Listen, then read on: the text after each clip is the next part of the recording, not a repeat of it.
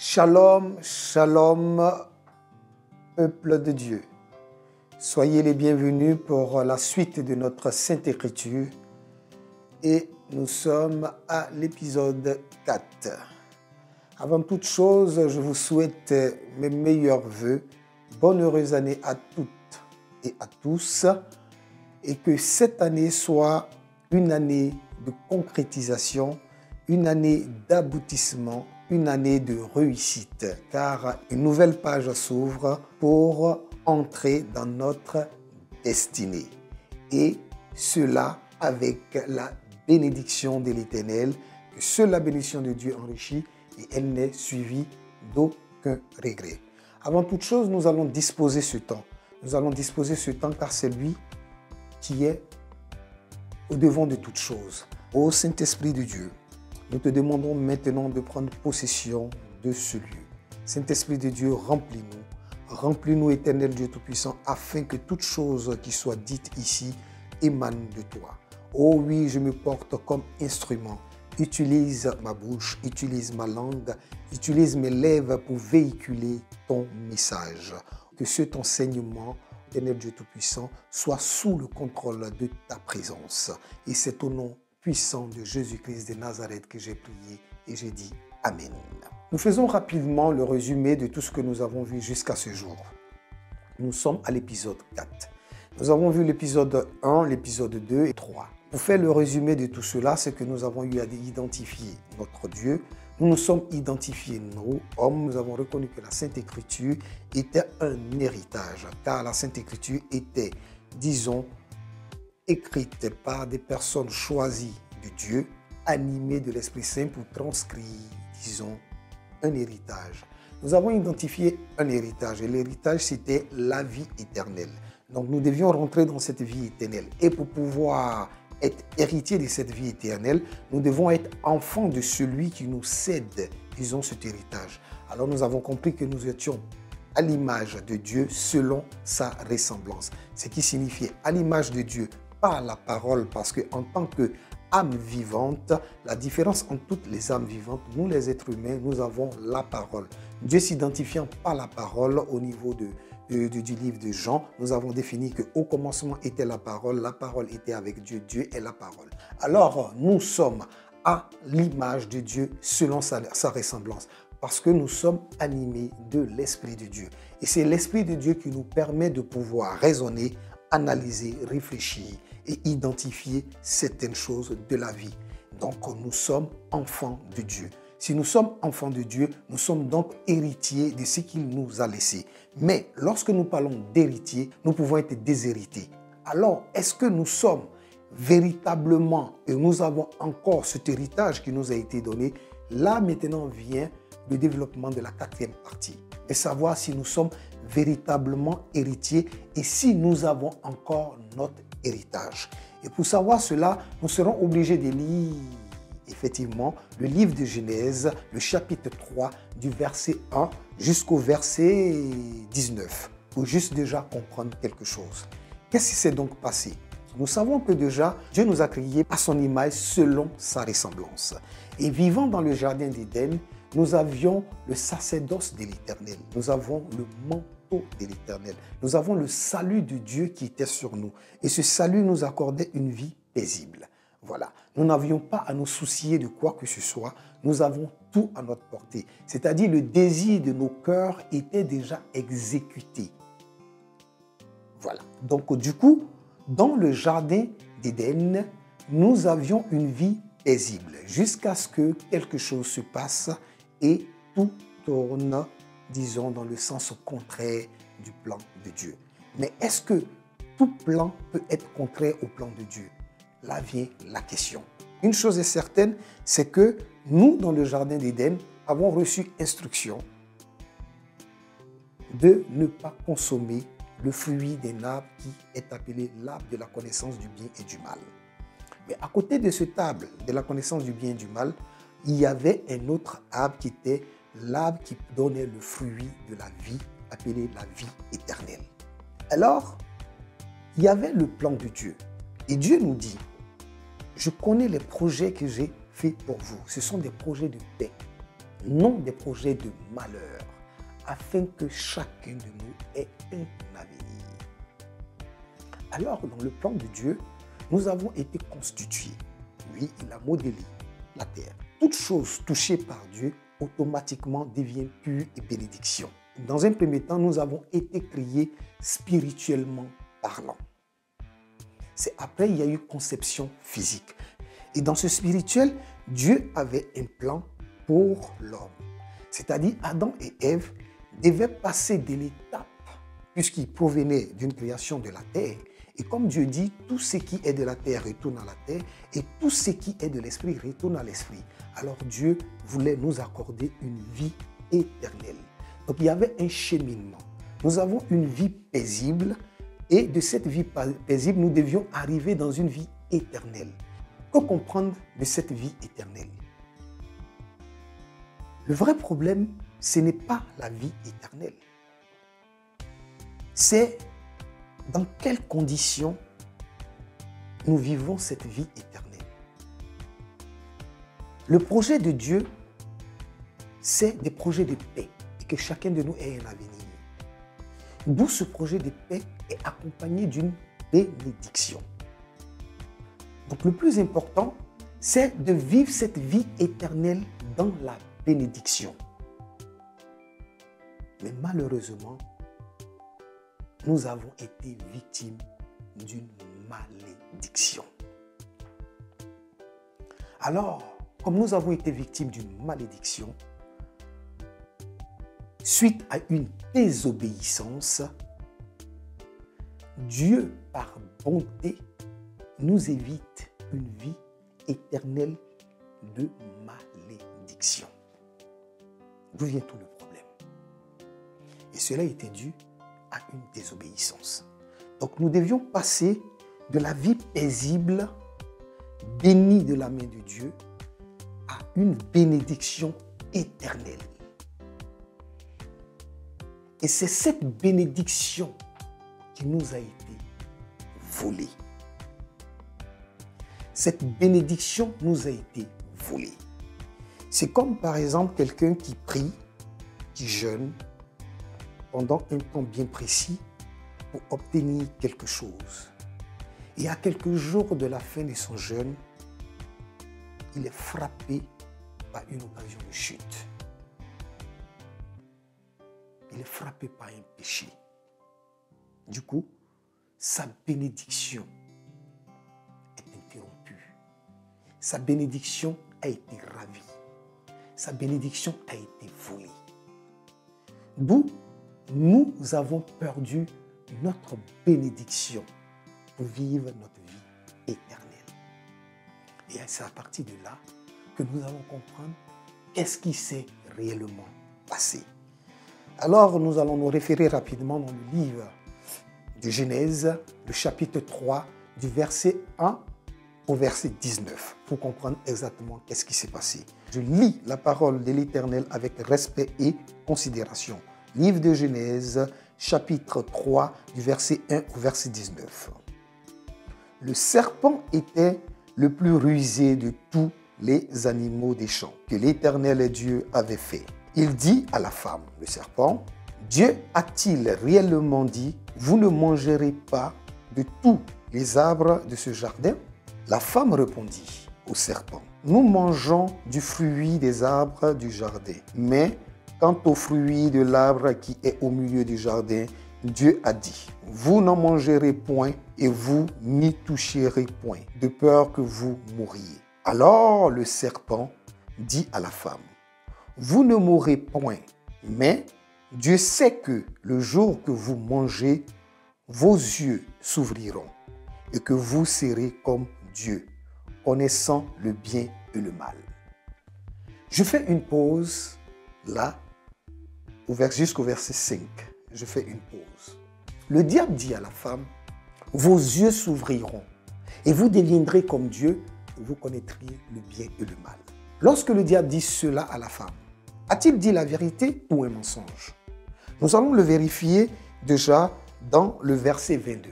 Que dit l'Éternel? L'Éternel Dieu dit, voici, l'homme est devenu comme l'un de nous pour la connaissance du bien et du mal. Empêchons-le maintenant d'avancer sa main, de prendre de l'arbre de vie, d'en manger et de vivre éternellement. Donc en réalité, le serpent a usé de subtilité. En annonçant une vérité, il ne dit pas les conséquences de cette vérité. Alors, lorsqu'il dit à la femme, « Vos yeux s'ouvriront et que vous serez comme Dieu, connaissant le bien et le mal », la femme vit que l'arbre était bon à manger et agréable à la vue et qu'il était précieux pour ouvrir l'intelligence. Elle prit de son fruit et en mangea, et elle en donna aussi à son mari qui était auprès d'elle, et il en mangea. Nous faisons une petite pause là. Alors, si nous comprenons bien, c'est que Adam était à côté de sa femme Ève, pendant que le diable parlait à Ève. Soyons réalistes. Lorsque nous sommes à côté de quelqu'un et que nous avons quelqu'un qui nous parle, nous en entendons parler. Donc, automatiquement, cela peut susciter une réaction de notre part.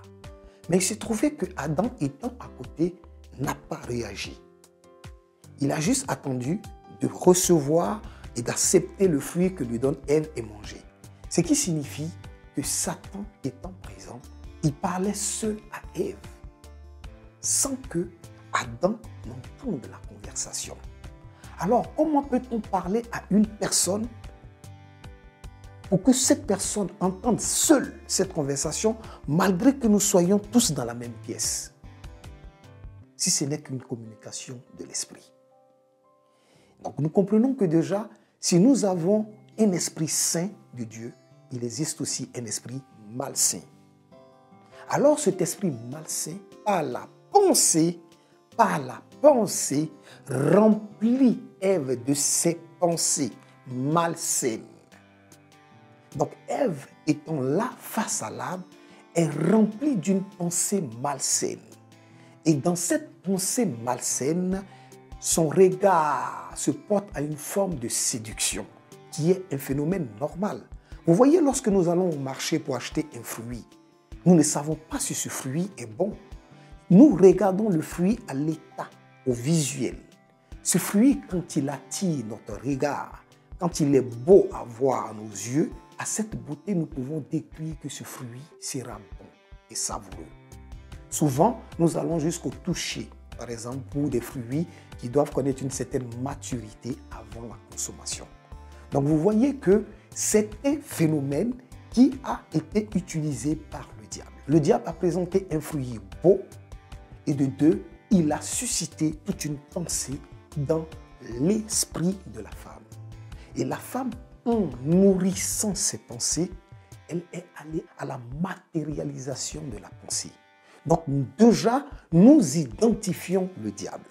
Nous identifions la procédure, la manière dont le diable se manifeste. Nous ne verrons pas une personne en face de nous qui se présentera comme le diable. Comprenons aujourd'hui que le diable est une pensée. C'est la pensée négative qui se manifeste en nous au point de la matérialiser. Et à partir de là, nous rentrons totalement dans le péché. Pour vérifier cela, nous avons des exemples. Nous n'aurons pas le temps d'aller lire ces passages. Mais souvenez-vous, lorsque Jésus-Christ de Nazareth était en train de partager son repas avec ses disciples, même pendant ce temps, le diable est rentré dans le cœur de Judas. Et Judas a éprouvé le besoin de livrer Jésus-Christ de Nazareth. Alors, une fois qu'il mangea le pain, il s'empressa de mettre en action cette pensée qu'il a animée. Donc, vous voyez, une fois encore, le diable se manifeste par la pensée. Nous avons encore un autre exemple. Lorsque Jésus-Christ de Nazareth dit à Pierre, « Il faut que je meure pour vous. » Et Pierre qui dit, « Seigneur, tu ne mourras pas, car je suis là. Je m'opposerai que tu meurs. » Jésus-Christ de Nazareth lui dit, « Loin de moi, Satan. » Mais c'était Pierre qui parlait à Jésus. Mais Jésus a répondu, « Loin de moi, Satan. Loin de moi la pensée qui t'anime, Pierre. » Car Jésus-Christ de Nazareth a reconnu Satan de par la pensée qui animait l'esprit de Pierre. Donc vous voyez que le diable agit par la pensée. Donc nous devons comprendre qu'aujourd'hui, le péché qui nous éloigne de notre bonheur, souvent se manifeste par la pensée. Cette pensée maintenant se matérialise. Et lorsqu'elle se matérialise, nous sommes dans la consommation du péché. Alors, vous voyez que là, l'esprit malsain entre par la pensée en Ève, pendant qu'elle est à côté de son époux, son mari. Et une fois qu'elle est imprégnée de cette pensée, elle maintenant matérialise cette pensée en prenant le fruit, en le mangeant et le donnant aussi à son homme. Mais le diable étant l'animal rusé, on dit bien qu'il était rusé, il savait que Adam avait que Dieu pour sa femme. Et Dieu dit, ainsi l'homme quittera son père et sa mère et ira faire un avec sa femme. Donc si Ève mange de ce fruit du moment où elle fait un avec Adam, il est impérativement que Adam mange ce fruit car il forme un corps par Ève et voulait la grâce et la bénédiction de Adam. Vous voyez? Et donc, il y a eu désobéissance. Donc cette désobéissance, nous verrons maintenant qu'est-ce qu'elle entraînera. Nous poursuivons maintenant au verset 7.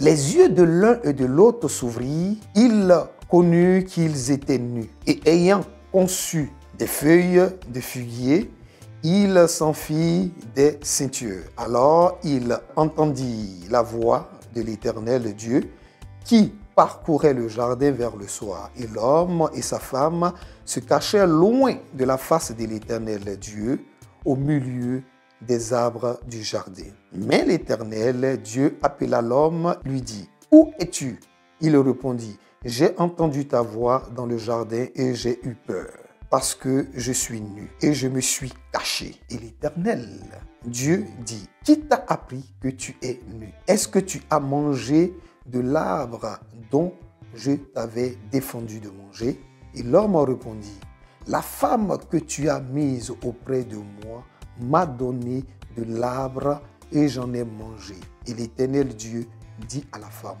« Pourquoi as-tu fait cela? » La femme répondit, « Le serpent m'a séduit et j'en ai mangé. » Nous faisons une petite pause là. Amen. Alors, l'homme et la femme, après avoir consommé le fruit, ont constaté leur nudité. Constater leur nudité. Mais qu'est-ce que cela veut dire? Constater leur nudité. En mangeant le fruit de la connaissance du bien et du mal, ils ont perdu le sacerdoce de l'Éternel. Ils ont perdu, disons, le manteau protecteur de leur Créateur, le salut de leur Créateur. Vous voyez, leurs yeux se sont ouverts. Et je vous donne cet exemple parce que rien n'est créé. Tout ce que nous avons vécu, toute l'histoire du jardin d'Éden est cette même vie qui se reproduit. Lorsqu'un enfant naît, il ne s'en rend pas compte de sa nudité, jusqu'au point où il commence par parler le langage du monde. Une fois qu'il commence par rentrer dans le langage, dans le raisonnement de la chair, il prend conscience de sa nudité. Mais tant qu'il ne prend pas conscience de sa nudité, l'enfant a un langage propre à lui. Vous voyez un enfant, quand il parle, il est tout bébé, et puis il rit, il sourit, tout et tout, mais il a déjà le parler en langue, le parler de l'esprit. Vous pensez que quand vous essayez de mimer ce que l'enfant dit, vous associez votre mime par la grimace, mais essayez de mimer tout ce que l'enfant dit sans même faire la grimace. Vous verrez qu'il y a des moments précis, il se mettra à sourire, à des moments précis, il aura l'air sérieux, parce que c'est le langage de l'esprit quand l'enfant naît, il est sous le manteau de l'Éternel, son Créateur, qui lui a donné le souffle de vie. L'enfant parle en langue jusqu'à ce qu'il s'habitue au langage de la chair des humains. Et petit à petit qu'il rentre dans le langage des humains, il utilise moins le langage de l'esprit. Donc ce qui veut dire que toute créature de Dieu, que nous sommes hommes, avons en nous le langage de l'esprit.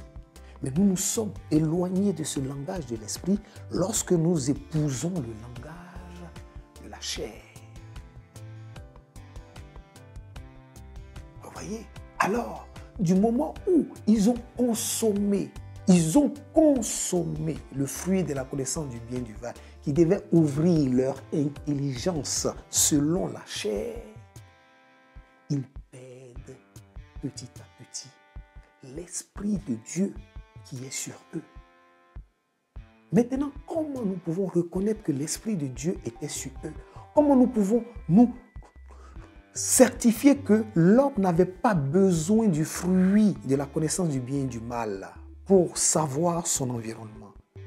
Dieu l'a démontré. Parce que lorsque Dieu créa l'homme à son image, selon sa ressemblance, Dieu a éprouvé l'homme dans le jardin d'Éden. Parce que Dieu, on dit, il connaît toutes choses avant sa création. Il connaît la fin de toutes choses avant le commencement. Donc si Dieu a créé l'homme et qu'il a créé les êtres vivants sur la terre, les oiseaux volants dans les cieux, Dieu avait déjà le nom de tous ces êtres vivants et le nom de toute créature. Mais il a donné la responsabilité à l'homme, sans lui dire quoi que ce soit, que l'homme réussisse à donner le nom de chaque espèce qu'il créa. Et tout nom que donna l'homme était en adéquation avec le nom que Dieu avait déjà décidé. Alors, l'homme déjà communiquait avec Dieu selon l'Esprit de Dieu. Selon l'Esprit de Dieu. L'homme n'a pas donné des noms qui n'étaient pas choisis déjà par avance par Dieu. Donc, Adam connaissait l'univers dans lequel il vivait selon l'Esprit de Dieu. Je vous donne encore un autre détail bien précis. Lorsque Dieu vu que Adam n'avait pas d'aide semblable à lui, il décida de faire une aide semblable à lui. Alors, il prit une côte de l'homme. La côte de l'homme était déjà à l'image de Dieu selon sa ressemblance. Et on dit à cette côte, il donna encore une autre image de lui. Donc, Dieu créa l'homme à son image selon sa ressemblance. Il créa l'homme à son image. Dieu créa l'homme et la femme. Ça paraît un peu bizarre. On a l'impression de voir deux images. Oui, effectivement, nous avons deux images. Et ces deux images se définissent clairement dans le livre de Jean et aussi dans le livre de Genèse, dans le commencement. Parce qu'au commencement, nous avons une image de Dieu qui est la parole que nous sommes, qui nous identifie. Et nous avons, selon l'Esprit de Dieu, selon notre intelligence, notre raisonnement. Et nous avons une deuxième image de l'homme qui est celui de donner la vie. Qui est celui de donner la vie. Donc Dieu, lorsqu'il prend la côte de l'homme, cette côte a déjà tous les critères de l'image de Dieu selon sa ressemblance. Cette côte a déjà toute autorité sur les êtres vivants sur la terre, les oiseaux volants dans les cieux, tout. Mais à cette côte est ajoutée une autre image de Dieu qui est de donner la vie. D'où vient la femme? D'où vient la femme? Donc vous voyez que la femme reçoit le mystère de donner vie. Mais quel est ce mystère de donner vie? Elle reçoit le mystère qui lui permet de former. Parce que Dieu, on dit qu'il avait formé de la main la poussière, l'argile, vous voyez, et à partir de là, il a mis son souffle. Alors Dieu, de cette vapeur qui sort de terre, il la met en l'homme de par sa sémence. Cette sémence mouille tout le sol et ce sol, quand il est mouillé, l'organe de la femme maintenant qui représente les mains de Dieu, modèle. Et quand il finit de modeler, Dieu n'a que seulement qu'à mettre son souffle de vie pour qu'il ait âme vivante. Mais ça, ce n'est pas le sujet qui nous intéresse parce que ça peut être encore un autre débat parce que nous aurons après une autre exhortation qui va nous parler du rôle de la femme à côté de l'homme. Donc, on va s'arrêter là et s'en tenir à l'essentiel. Mais ce qui nous intéresse, c'est de savoir comment Dieu communiquait avec Adam en esprit. Il est dit dans la Bible que lorsque Dieu utilisa la côte d'Adam, il mit Adam dans une stupeur, c'est-à-dire dans un sommeil profond. Il retira la côte, il forma la femme, il guérit la plaie. Donc Adam, quand il se réveille, il ne sait rien de ce qui s'est passé. Adam ne sait rien de ce qui s'est passé. Dieu ne lui dit rien parce que quand Dieu décide de créer une femme à son image, Dieu ne dit pas à Adam, il n'a pas cette confidence avec Adam. C'est sa pensée à lui. Et lorsqu'il réalise cela, qu'est-ce qu'il fait? Il laisse Ève devant Adam, il ne dit rien à Adam. Et Adam, à la vue de Ève, il crie « Voici l'os de mes os, la chair de ma chair. » Dites-moi, comment Adam a su qu'il lui a été pris une côte? Ah, sur une côte, il y a la chair, il y a l'os et la chair. Comment Adam l'a su? C'est encore là une preuve que Dieu savait que nous n'avions pas besoin du fruit de la connaissance du bien et du mal pour comprendre tout ce qui nous entoure. La présence seulement de son esprit en nous pouvait nous donner toutes les informations qu'il faut. Et dit Jésus-Christ de Nazareth lorsqu'il veut partir rejoindre le Père? Il dit à ses disciples, « Je ne vous laisserai pas orphelins.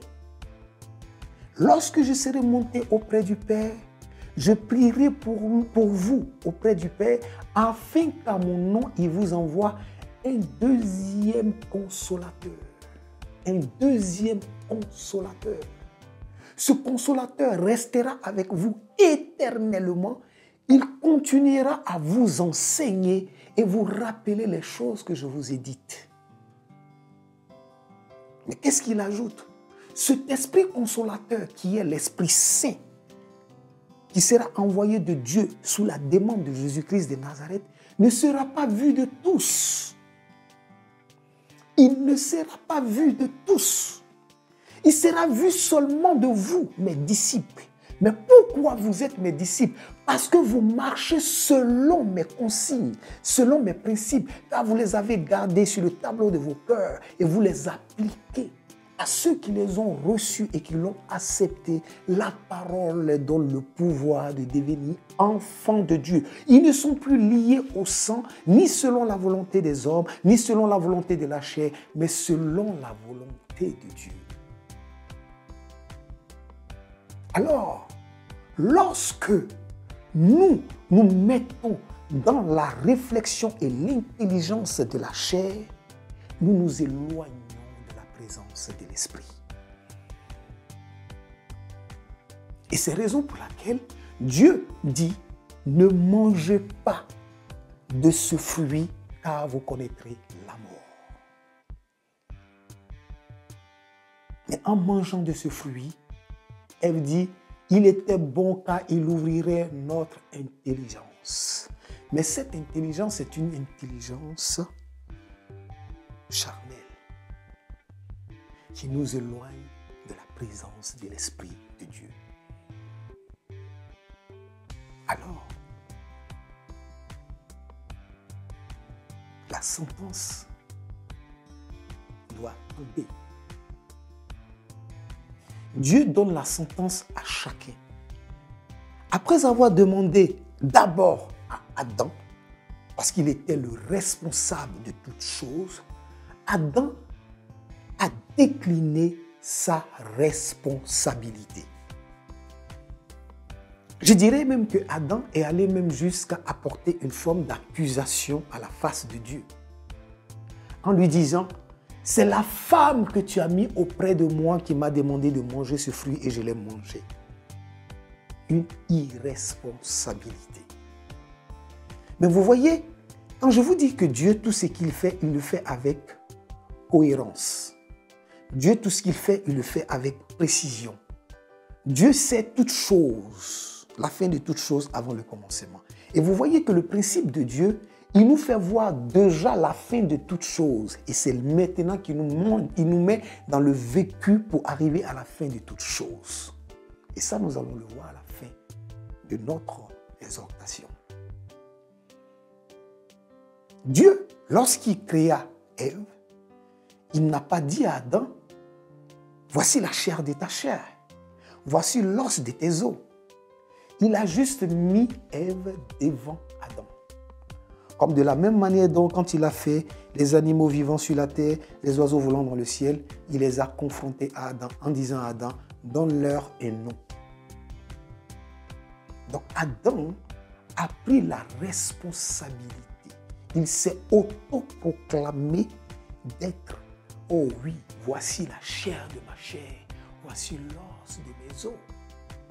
Donc ce n'est pas Dieu qui a mis Ève auprès d'Adam. C'est Adam qui a mis Ève auprès de lui. Dieu a eu la pensée de créer une aide pour l'homme, mais il l'a créé, mais il fallait l'accord de l'homme. Il fallait l'accord d'Adam. Donc c'est là que Dieu nous dit, je fais toutes choses, ma volonté y compte, mais votre choix y est important. Mais il te met les conditions. Si tu ne fais pas ce choix, voici les conséquences. Si tu fais le choix, voici les conséquences. Mais comme notre Dieu gagne toujours, il finira par gagner. Donc on a comme l'impression que c'est un choix absolu, fermé, ou carrément le réveil, c'est de retourner à lui, en fait. Mais il te donne la possibilité de faire ton choix. Donc Adam, cette accusation à la face de Dieu n'était rien. Parce que Dieu dit, moi j'ai mis Ève, j'ai mis ça devant toi. Hein. C'est toi qui as crié, voici la chair de ma chair, voici les os de mes os. Hein. C'est toi qui as choisi Ève, mais ce n'est pas le problème. Comme tu dis ça, il n'y a pas de problème. Il se retourne vers Ève. Il demande à Ève, pourquoi as-tu fait ça? Elle dit, le serpent m'a séduit et j'ai mangé. Le serpent m'a séduit et j'ai mangé. La partie maintenant qui nous intéresse, c'est les sentences qui sont données. Nous allons lire maintenant ces sentences. Et pour lire ces sentences, nous allons aller au verset 14. L'Éternel Dieu dit au serpent, puisque tu as fait cela, tu seras maudit entre tout le bétail et entre tous les animaux des champs. Tu marcheras sur ton ventre et tu mangeras de la poussière tous les jours de ta vie. Je mettrai inimitié entre toi et la femme, entre ta postérité et sa postérité. Celle-ci t'écrasera la tête et tu lui blesseras le talon. Il dit à la femme, j'augmenterai la souffrance de tes grossesses, tu enfanteras avec douleur, et tes désirs se porteront vers ton mari, mais il dominera sur toi. Il dit à l'homme, puisque tu as écouté la voix de ta femme et que tu as mangé de l'arbre au sujet duquel je t'avais donné cet ordre, tu ne mangeras point. Le sol sera maudit à cause de toi. Le sol sera maudit à cause de toi. Retenons cela. C'est à force de peine que tu en tireras ta nourriture tous les jours de ta vie. Il te produira des épines et des ronces, et tu mangeras de l'herbe des champs. C'est à la sueur de ton visage que tu mangeras du pain jusqu'à ce que tu retournes dans la terre d'où tu as été pris, car tu es poussière et tu retourneras dans la poussière. car tu es poussière et tu retourneras dans la poussière. Et nous sommes là au verset 19. Nous allons poursuivre, mais nous allons expliquer cette partie qui est très intéressante. Alors, lorsque Dieu a la réponse à ces questions, il s'adresse directement au diable. Mais au diable, il ne lui pose pas la question « Pourquoi as-tu fait cela ?» Au diable, il reçoit directement la malédiction. Donc, il faut que nous comprenions que le diable, lui, il a été maudit. Carrément, il a été maudit. Et Dieu lui dit, tu marcheras sur ton ventre. Donc, c'est-à-dire que tu vas ramper. Donc, c'est pour te dire que lui, il ne pourra pas se mettre debout. Il ne pourra pas s'arrêter. Lui, il est déjà à terre. Il est à même le sol. Et tu mangeras de la poussière. Et tu mangeras de la poussière. Mais pour que sa malédiction soit éternelle et qu'il mange de la poussière, il faut que la terre soit maudite. Parce que la poussière, elle provient d'où? Elle provient de la terre. Et à l'homme, il dit, puisque tu as écouté ta femme, alors à cause de toi, la terre sera maudite. Mais encore, cette terre qui est maudite, elle est maudite pour la malédiction éternelle du serpent. Mais malheureusement, Dieu ne maudit pas l'homme parce qu'il aime tellement l'homme. Il a tellement aimé l'homme qu'il ne maudit pas l'homme. Mais l'homme vient être maudit indirectement. Car il provient de la terre. Alors, si la terre est maudite, l'homme endosse alors la malédiction de la terre. Voilà où se trouve le vrai problème. Mais, qu'est-ce qui a été dit? Il a été dit que si tu manges de ce fruit, tu connaîtras la mort. Et nous avons tous identifié cette mort comme étant une mort spirituelle, mais c'est une véritable mort, mais une mort spirituelle. Pourquoi je dis c'est une véritable mort? C'est une véritable mort parce que lorsque nous mettons cette mort dans le concept, Adam et Ève ont été conçus de manière spirituelle. Parce que c'est après être châtiés du jardin d'Éden qu'il y aura maintenant conception physique. Sinon, jusqu'alors, nous avons conception spirituelle. Donc, Adam et Ève devaient automatiquement mourir. Mais Dieu leur accorda une grâce. Et nous allons comprendre. D'où vient cette grâce? À partir maintenant du verset 20, nous nous sommes arrêtés au verset 19, pour montrer combien de fois Dieu nous aime et combien de fois il veut arriver carrément au plan qu'il a établi pour nous, malgré ce que nous faisons. Adam donna à sa femme le nom de Ève. Elle a été la mère de nous, les vivants. L'Éternel Dieu fit à Adam et à sa femme des habits de peau et il les en revêtit. Voilà. Donc, c'est-à-dire, il fit des habits de peau pour les revêtir de leur nudité. Donc, il fut une première mort. Pour avoir des habits de peau, il fallait bien qu'un animal meure. Donc, un animal a été tué dans le céleste. Et donc, quand cet animal a été tué, le sang de cet animal a racheté le péché de la mort spirituelle. C'est-à-dire, cette mort subite a été rachetée pour faire place à une mort différée. Oui, cette mort subite a été rachetée pour faire place à une mort différée par le sacrifice de l'animal qui fit tuer, dont le sang a coulé sur la terre. Oui, et de par la peau de cet animal, la nudité qui faisait la honte d'Adam et Ève a été recouverte avant qu'ils soient châtiés du jardin d'Éden. Et c'est là que nous venons maintenant à la partie intéressante où l'Éternel Dieu dit, « Voici l'homme est devenu comme l'un de nous pour la connaissance du bien et du mal. Empêchons-le maintenant d'avancer sa main et d'en prendre de l'arbre de vie, d'en manger et de vivre éternellement. » Et l'Éternel Dieu le chassa du jardin d'Éden pour qu'il cultive la terre d'où il avait été pris. C'est ainsi qu'il chassa Adam et il mit à l'orient du jardin d'Éden des chérubins qui agitaient une épée flamboyante pour garder le chemin de l'arbre de la vie. On ne dit pas il chassa Adam et Ève, hein. On dit il chassa Adam. Mais quand il dit il chassa Adam, c'est Adam et Ève, puisque Adam et Ève forment un. Maintenant, pourquoi Dieu a-t-il empêché à Adam et Ève de consommer le fruit de la vie éternelle? C'est là la question. Donc vous voyez que dans le plan initial de Dieu, il a conçu l'homme, il lui a donné une aide, la femme, et en cette femme, il a donné le pouvoir de la reproduction. Donc nous avons une bénédiction de l'enfantement. Donc déjà, un sujet que nous allons aussi débattre pour les femmes. Comprenez que vous avez reçu déjà depuis les cieux, oh oui, la bénédiction de l'Éternel de l'enfantement. Oui.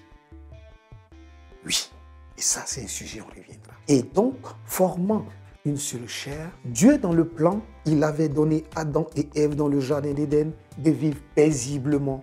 Oui, de vivre paisiblement jusqu'à ce qu'ils passent de l'état de leur création provenant de la terre à la vie éternelle, mais en passant par l'obéissance de ces principes.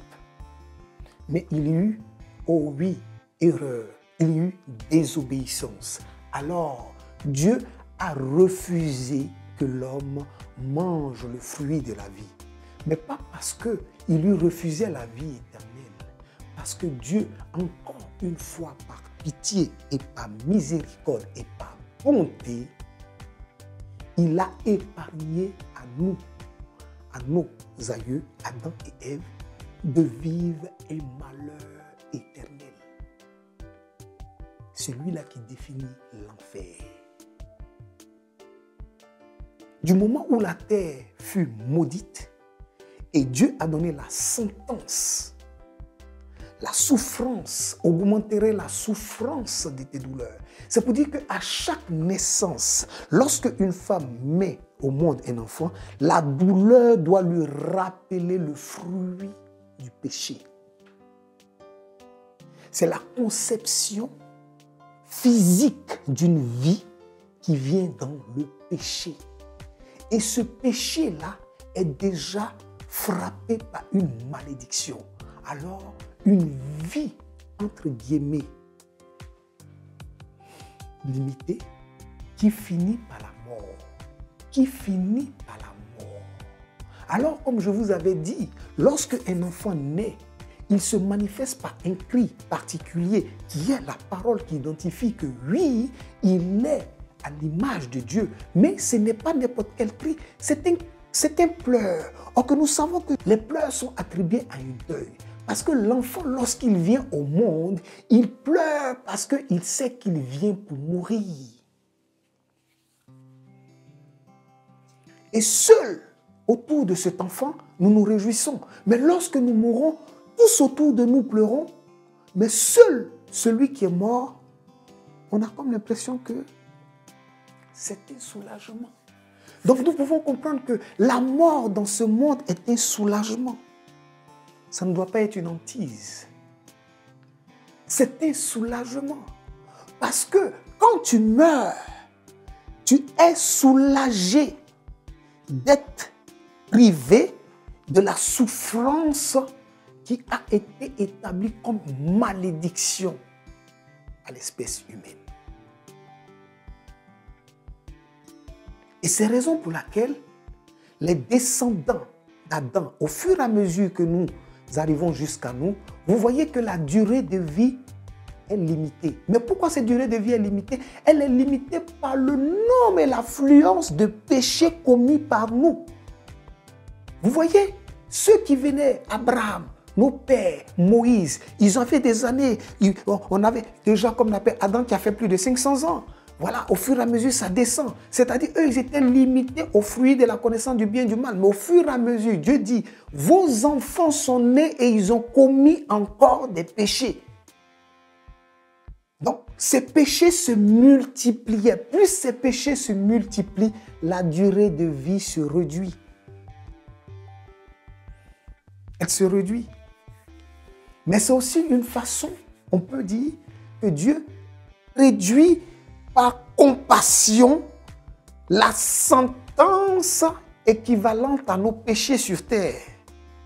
C'est la raison pour laquelle il dit, le temps qui nous est imparti, nous devons veiller et prier car nous ne savons pas quand est-ce que l'époux arrive. Quand il viendra, il nous enlèvera. Mais quand il va nous enlever l'époux, nous partons cette fois-ci, on n'a plus le temps de nous racheter. Nous partons avec ce qui caractérise notre vécu au moment de notre enlèvement. Alors, si nous ne prenons pas le temps de nous repentir pendant que nous sommes encore dans cette vie, car cette vie nous permet de nous repentir avant l'enlèvement. Car lorsque nous serons enlevés pour que Dieu achemine son plan qu'il a établi pour nous. Ce plan qui est de nous faire manger forcément le fruit de la vie éternelle. Mais cette fois-ci, lorsque nous mangerons le fruit de la vie éternelle qui est notre héritage, ce fruit de la vie éternelle, Dieu veut que ce fruit-là que nous mangeons pour obtenir cette vie éternelle se fasse dans sa bénédiction. Mais non pas dans la malédiction. Car la vie éternelle avec la bénédiction de Dieu est appelée paradis et la vie éternelle avec la malédiction de Dieu est appelée enfer. D'où tous sommes conviés à cette vie éternelle. Mais à la différence près, c'est que aucun de nous seront dans la bénédiction de l'Éternel où ils auront de nouveau cette vie qui était dans le jardin d'Éden où leur cœur, il ne souffrait pas. Dieu leur donnait tout ce que leur cœur désire. Ils ne souffraient pas du soleil. Rien, c'était tranquille, paisible. Ils avaient tout à leur portée. Comme un père et une mère s'occupent de leurs enfants. Quand l'enfant est né, il ne demande rien. On pense à tout. On pense à tout pour lui. On lui donne le meilleur. En fait, c'est cette même vie qui se reproduira.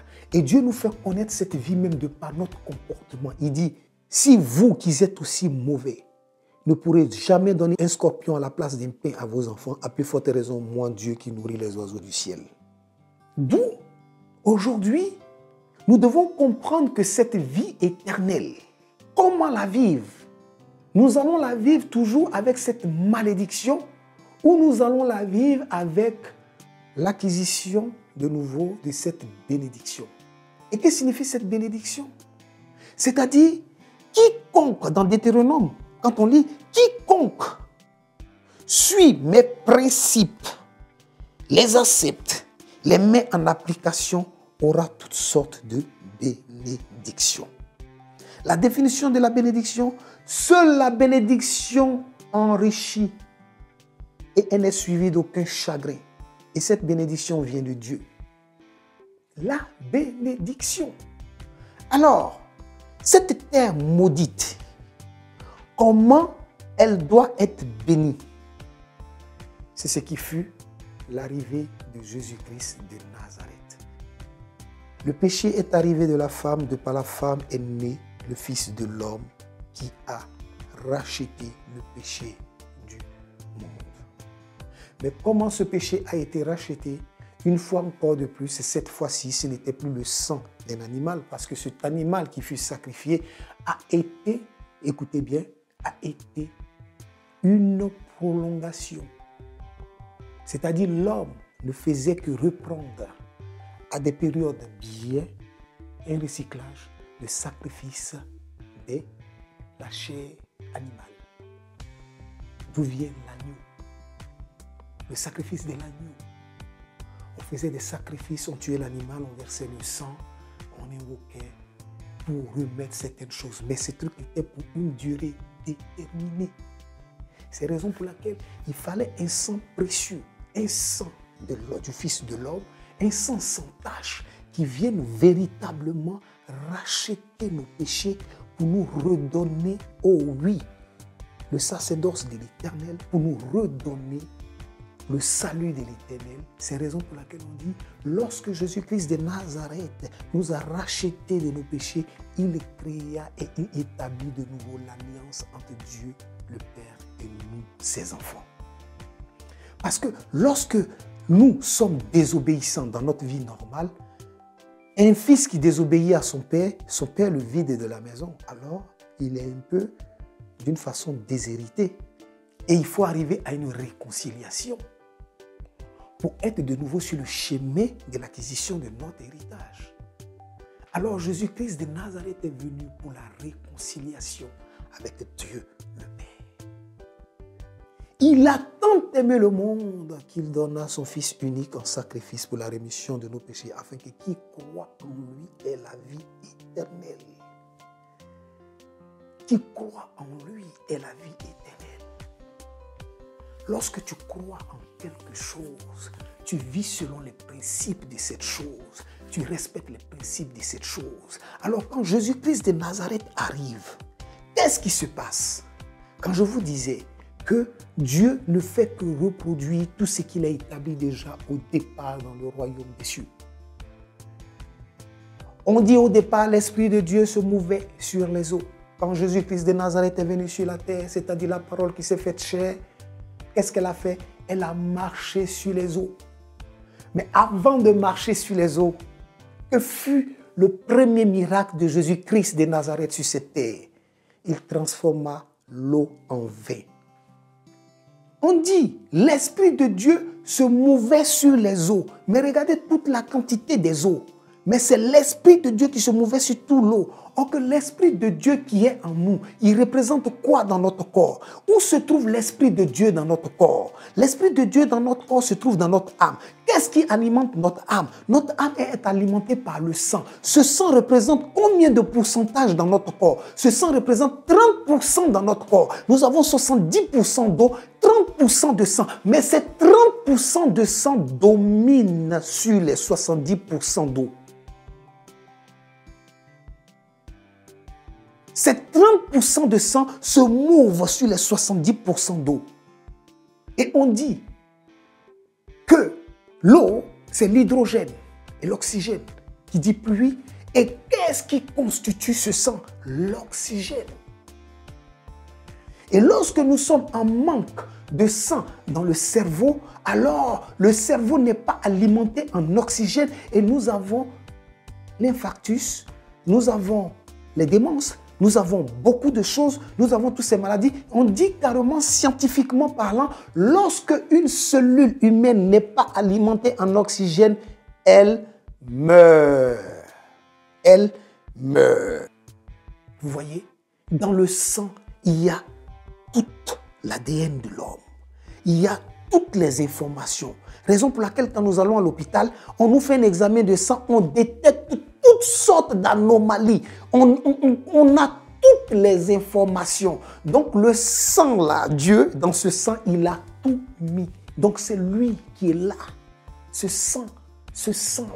Vous voyez? Et ce sang précieux de Jésus-Christ de Nazareth, quand il est arrivé sur la terre, vous voyez que le principe a été établi, comme je vous le disais. Il a d'abord transformé l'eau en vin. Vous voyez? Et cette eau qui s'est transformée en vin, par la suite, est devenue la représentation de son sang. Oh oui, il a marché sur l'eau pour la domination sur l'eau. Et qu'est-ce qu'il a fait encore? Il a fait encore bien plus. C'est que quand il est venu, il a encore annulé le plan du diable qui s'est établi dans le jardin d'Éden. Lorsque, ah oui, le diable est rentré dans la pensée de Ève afin de leur voler leur bénédiction et il a réussi. Est-ce que Jésus-Christ est venu? Jésus-Christ de Nazareth est revenu pour remettre les pendules à l'heure. Alors, lorsqu'il était dans son jeûne pendant les 40 jours, que s'est-il passé? Il fut de nouveau tenté encore par le diable.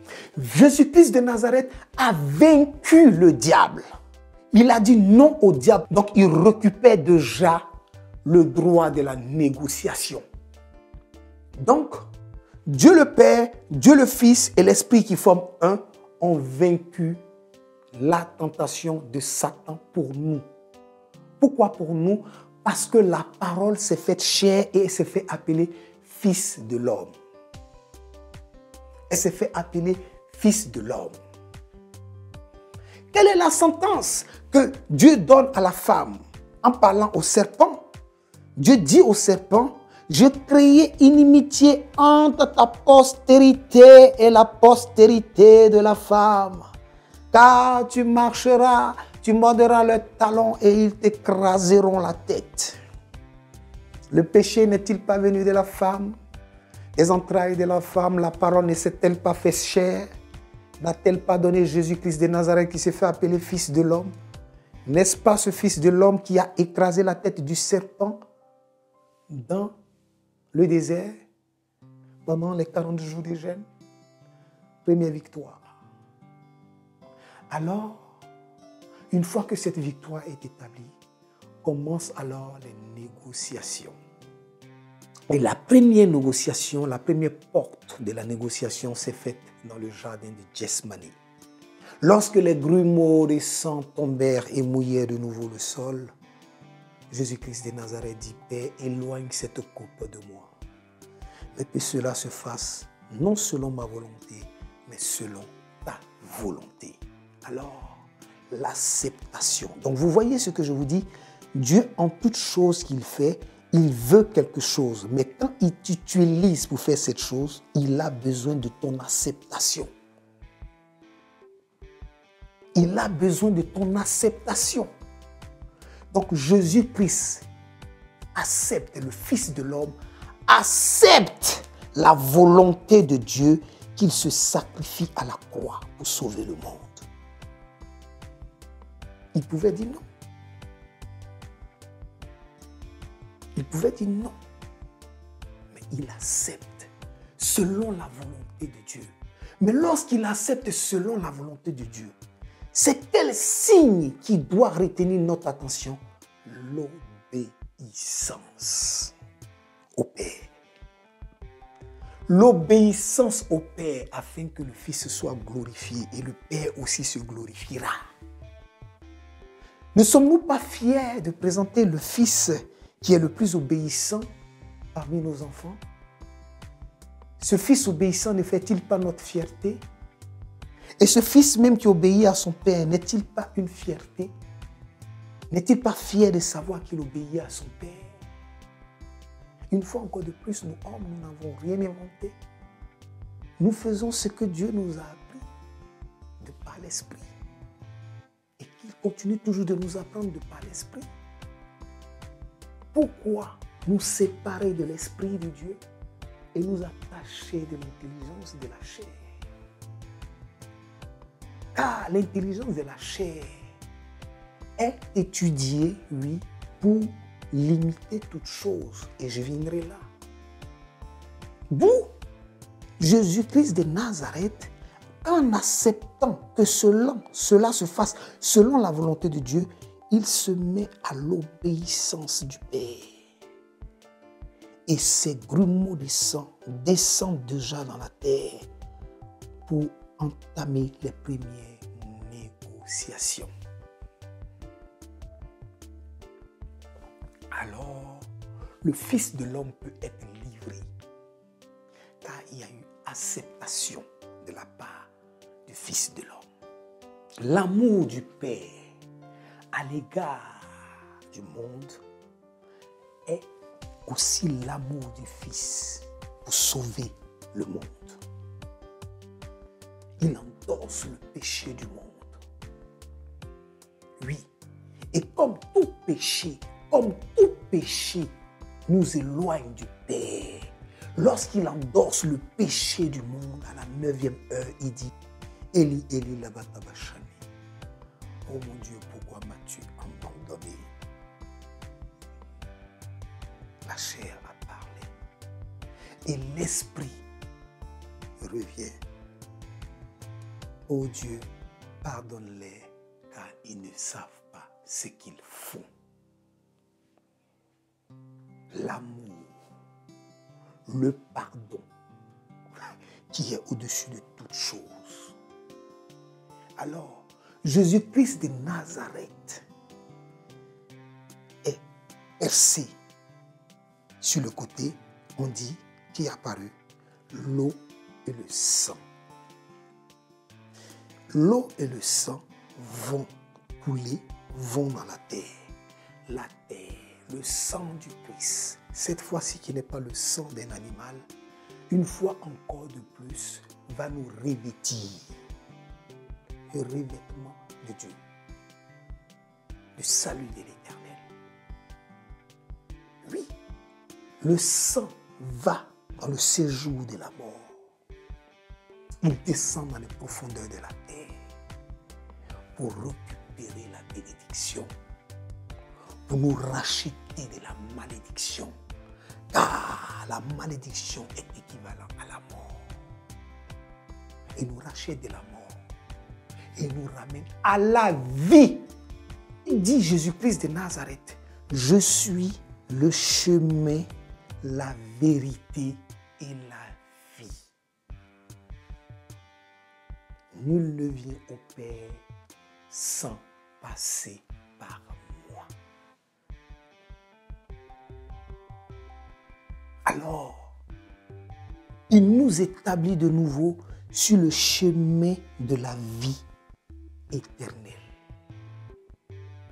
Mais cette fois-ci, avec une nouvelle condition. Parce qu'aucune étape n'est mise à part. Nous avons connu le péché par la désobéissance qui entraînait la malédiction.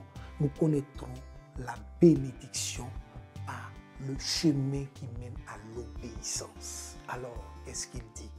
À tous ceux qui auront gardé mes principes, qui les ont appliqués, tous mes commandements, tout ce qu'ils font, à ceux qui seront nés de nouveau,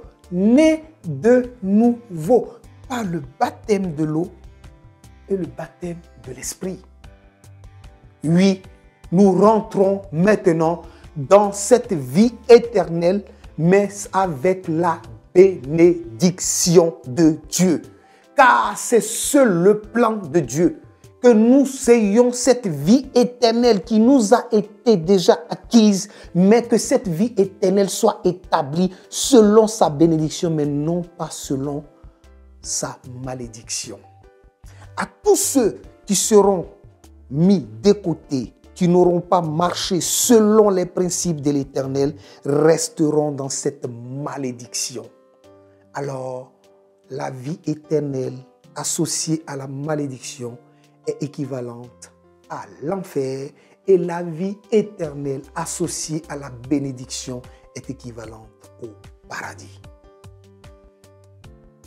Mais, comment pouvons-nous savoir toutes ces choses si nous ne nous remettons pas à la découverte de la Sainte Écriture? D'où l'importance de la Sainte Écriture.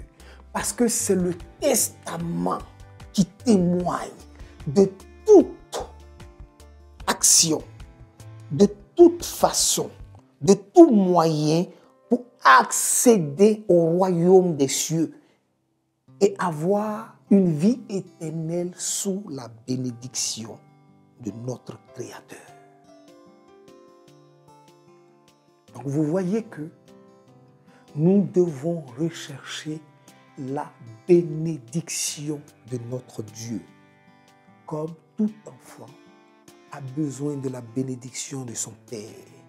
Même qu'il soit aujourd'hui docteur, directeur, mais il peut même payer tout ce qu'il veut à son Père, mais le jour soit peut-être de son mariage ou ceci, cela, il recherche la bénédiction de ses parents. Parce que cette bénédiction, oh là, elle n'est suivie d'aucun chagrin. Cette bénédiction nous fait avoir tout ce que nous voulons. Alors, il est important pour nous de prendre connaissance de la Sainte Écriture. Car la Sainte Écriture est la révélation des choses cachées. Vous voyez? Et nous sommes dotés de cette présence d'esprit qui nous permet d'avoir la révélation des choses cachées. Si et seulement si nous nous laissons entraîner par l'Esprit Saint, l'Esprit de Dieu. Et pour être en adéquation avec l'Esprit de Dieu, nous devons suivre et obéir à ses commandements. Et si nous obéissons à ces commandements, nous sommes préservés du péché. Et si nous voulons véritablement obéir à ces commandements, nous écouterons seulement qu'une seule voix, la voix de l'Esprit de Dieu. Alors, nous n'aurons pas le temps de nous laisser manipuler par la voix de l'Esprit malsain, qui est cette pensée qui nous anime. Alors, à chaque fois quand cette pensée nous anime l'esprit, nous devons reprendre la parole que dit Jésus-Christ de Nazareth. Loin de moi, Satan, au nom puissant de Jésus-Christ de Nazareth, car je vis selon l'Esprit de Dieu. Que la parole ne s'éloigne point de vos lèvres. Alors, et cela veut dire que nous devons la déclarer, la proclamer dans nos vies. Et nous devons vivre selon ce que nous déclarons et ce que nous proclamons. Et nous verrons l'œuvre de l'Éternel. Dieu aime qu'on le met au défi. Mon peuple meurt par manque de connaissance, dit l'Éternel des armées. Nous avons la Sainte Écriture qui est la révélation. Comment pouvons-nous entrer dans notre grâce si nous n'avons pas connaissance du fonctionnement du spirituel? La seule façon de comprendre ce que c'est que le spirituel, c'est de nous rattacher à la Sainte Écriture. Car, que nous le voulions ou pas, nous sommes selon l'origine de la création d'Adam et d'Ève. Nous avons été conçus par l'Esprit avant d'être conçus par le physique. Et Dieu gagne toujours. Que la paix de Christ soit sur nous. Amen.